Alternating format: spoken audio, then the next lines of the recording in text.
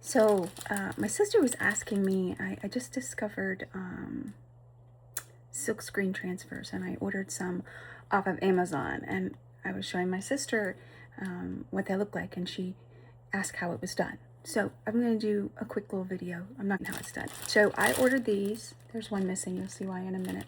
And these are silk screens, and they come on this sheet. I'm sure they all come separately, but this is the sheet that I ordered off of Amazon.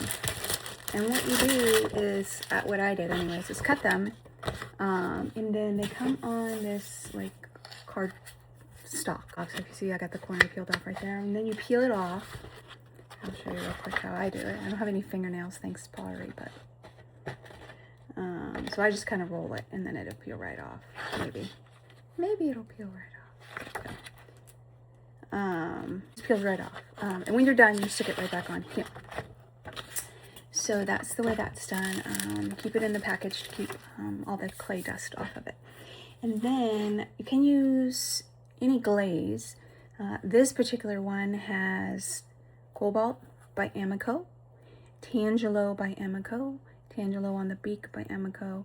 The leaves are actually Stroke and Coat Green Thumb, and actually speckled the Green Thumb, but that's what I had.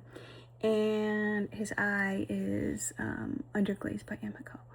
And then you let it sit on there and dry. It should probably dry a little bit more. It's still a little wet, but you can see where it went through the screen print. And then you just carefully, where's my paper towel? You just carefully peel it off. And what's left, wow, it's really stuck more than the last one I did. And what's left is, there we go, and what's left is the little bird with the flowers and the leaves. So right now it's very pale, but glaze is pale before it gets fired, so these will be fired in my kiln. This is fired, the bird will be blue, the flowers will be orange, and then of course the leaves will be green, and his little beak will be orange. So I did this other one just to show you this one. And then there's this one that I did. So these are actually coasters I bought just to test out on things. I also made, let's see the other ones that I made. I've been making these I made these last week, but.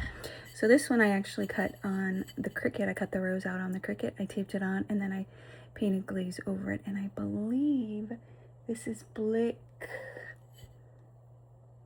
Indigo, I think that's what I used on that one. And then my little crabby, and this one I took some carbon paper and I traced him out of a coloring book, kid's coloring book, and then I hand painted him. So I can't paint. It's not a skill I've ever learned, so I can't do that. So I do these instead. These are just practices. Eventually these will be on cups and mugs and plates and all that kind of stuff, but these are just my test tiles. But they will be coasters when they're done, so I'll have some new coasters. This is probably my favorite. I can't wait to see this one fired. I think it's beautiful. But anyways, I will show them when I get them fired so you can see them. But that's how the screen print process works. It's actually really fun, and I will be looking for some more. There's a company called Easy Screen Print where I can make my own, and I don't know if I have time for that, but that would be cool too, right? I could take my own pictures and, you know, have them printed on the screen print, but we'll see. We'll see how all that goes. But thanks, bye.